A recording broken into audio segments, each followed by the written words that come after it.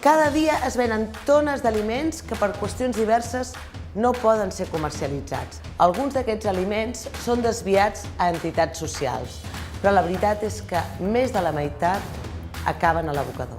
Llençar és poc ètic i molt poc sostenible. Poc ètic perquè amb la meitat del que es llença podríem alimentar a totes les persones que passen gana. I poc sostenible per la quantitat de diòxid de carboni que llancem al medi ambient en cada transport.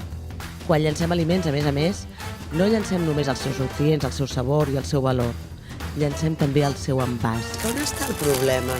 No entenc on està el problema d'aquest producte.